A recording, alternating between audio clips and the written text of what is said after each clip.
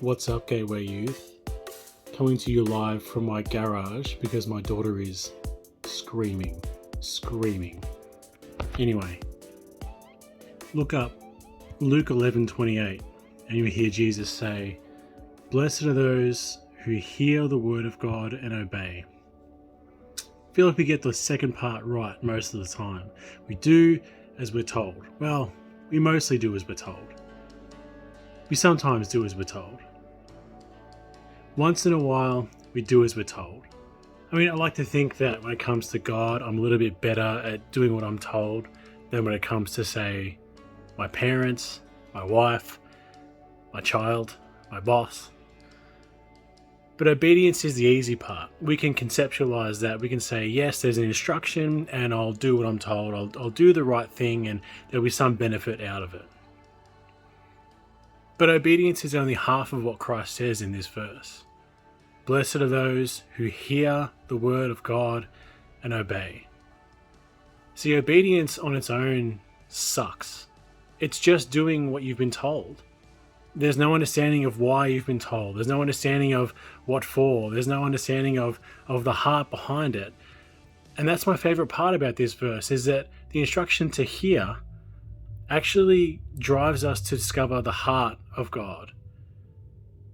Understanding why God tells us these things is part of hearing his voice, hearing his character, hearing him speaking to our hearts. Blessed are those who hear the word of God and obey, because those who hear the word of God and then obey it attune themselves to the heart of God and then join themselves to it. It's not just about doing as you're told anymore. If you're hearing and then obeying, it's about understanding the desire of God and turning your entire life to focus towards it. One of the most underrated skills in the Christian repertoire at the moment is hearing God. I mean, all of us can do that. Every single one of us who is baptized and who's born again can hear God. Christ secured that for us, secured that ability on the cross. He made it possible for us to do that.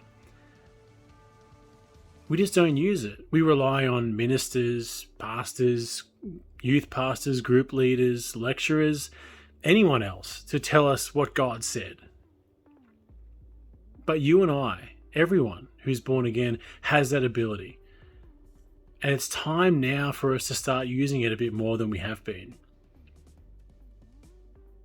There's something beautiful about desiring to hear God's voice and then attuning our lives to it, changing the direction of where we're traveling to meet him in that place.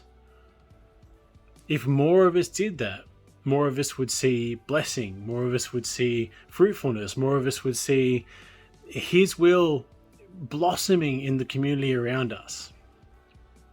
My encouragement to you is this: if you want to start making an impact, if you want to start seeing God come alive in your life, focus equally on hearing God and being obedient to him. Because when I read these words, that's the encouragement that I get.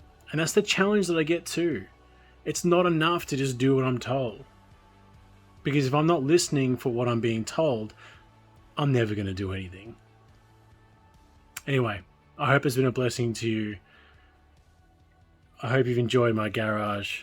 I know you haven't. I know you're not going to have enjoyed my daughter screaming. So bless you guys heaps. I miss you all.